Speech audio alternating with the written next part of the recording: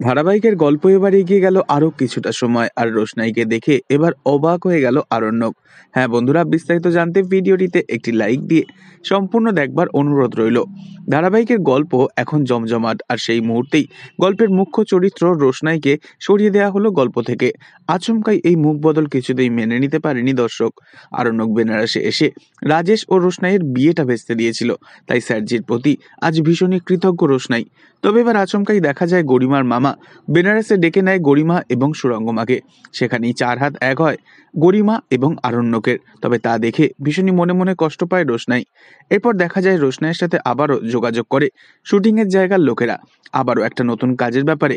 কারণ রোশনাইয়ের সাথে এখনো তাদের কন্ট্রাক্ট পুরো সম্পূর্ণ হয়নি, তাই এবারেও রোশনাইয়ের বিপরীতে রয়েছে সেই আদিত্য কাপুর। তবে কি এবার আদিত্য কাপুরের হাত ধরেই রোশনাই বড় কাজের অফার পাবে? আর রোশনাই বড়লোক হয়ে গেলে আরণ্য কি খুব খুশি হবে নাকি কষ্ট পাবে?